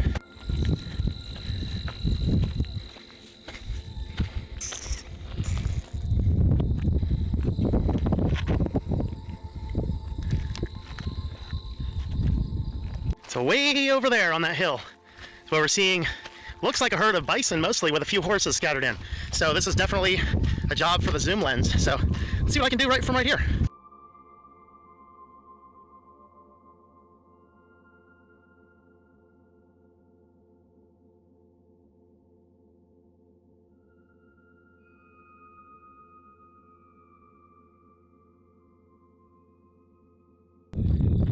rather than just going out and seeing a few more overviews, because, well, we see cool overviews all the time, I took the 6 miles out into the deeper wilderness through the dirt roads, and we're going to hike out to the petrified forest. There's 2 of them, and I don't want to hit both of them because it's already going to be a several mile round trip. I think it's like 3 miles.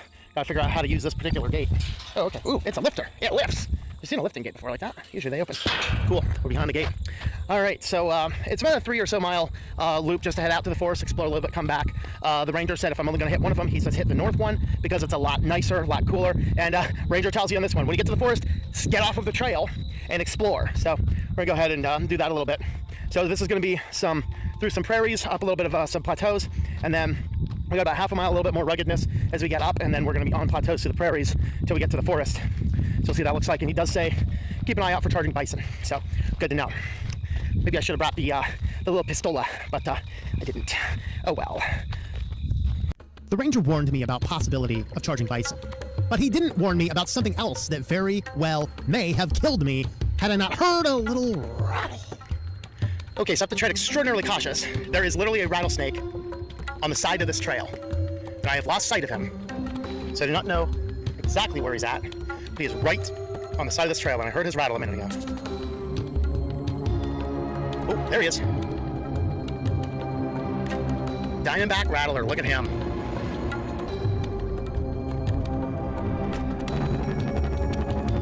Yikes, almost stepped on that guy.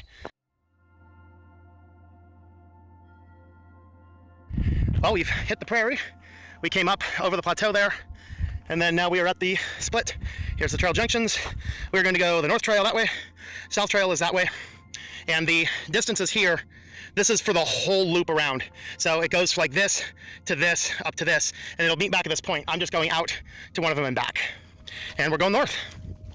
By Jove, I think I found the forest.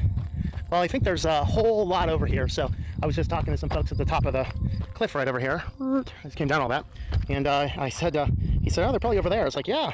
And I get down to the bottom and I see all this. This is petrified wood right here. Look at that. Very cool. Very nice. There's more over here. There's tons of it. I was expecting it to be a little further away yet, but no, it's right here. Look at that.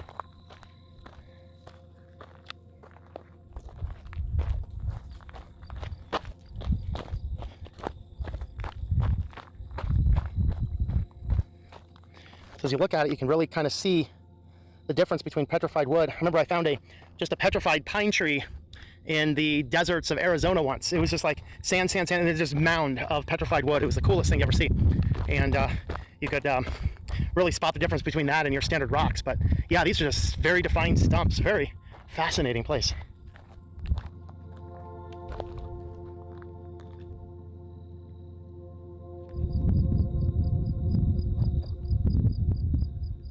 That is one of the coolest petrified tree stumps I have ever seen. It's very, very clearly, you can see how the tree, how big it was, how it stood here over the height, over this giant valley behind me.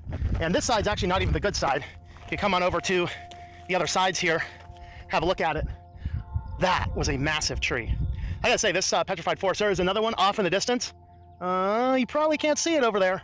I'm not sure I'm gonna try and hike over to that because that's at least another half mile away, but very clearly, massive tree. Not quite the size of a sequoia, but definitely a large tree.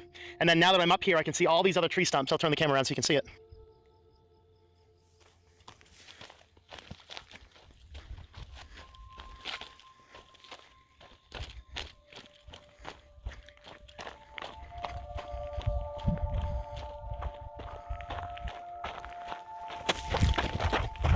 The whole plant's completely full of bees.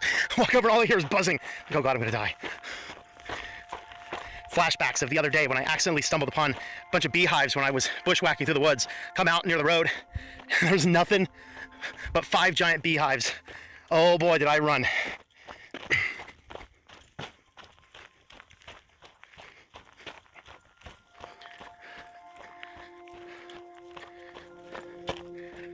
This is BS.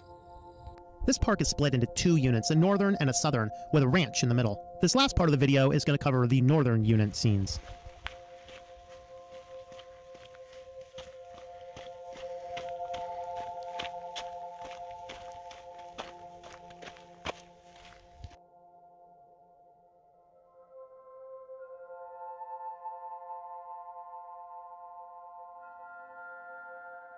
So here is the Cannonball section of Theodore Roosevelt National Park.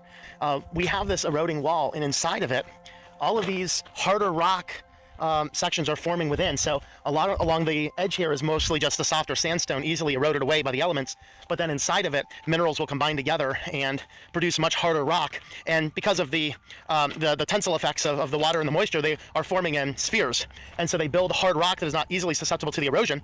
And then what happens is, as they erode out of the walls, they fall out like cannonballs, and it looks as though the wall has been marauded by cannonballs. You can see another one over here, and there's another one right behind this rock here as well. You can see a couple of them. So this is one of the features and the highlights of this park, is seeing the cannonball sections. And this is all super soft. I'm not going to, but you can actually just scrape layers of sand off of it. It's super soft, but we're not going to do that. Totally awesome. And then there's a 6-mile round trip trail here. I've actually picked my trails based on the scenery I'll see, so I'm not going to do that buckhorn, but there's going to be some other cool trails we are going to hike. My next and probably last hike of the day, it's forced me to go get some long clothing on because it's colder and windier up here on the top of the plateau. And you can see the nice overlooks there behind me. And we're heading on out to one of the point overlooks, about a mile there and a mile back. And we're going to go through some grasslands, and there is a lot of buffalo dung around here. So I got to keep a sharp eye for buffalo, especially since I cannot see right over that edge there, which is only a few yards. So if I get stampeded by a bunch of bison, goodbye world. But we'll see where it takes me otherwise. Let the stampede begin. They're pretty close. And we have reached Sporetti Point. Wowzers. Way off in the distance by that little tree right about above there. That's where the van's parked. I can see us.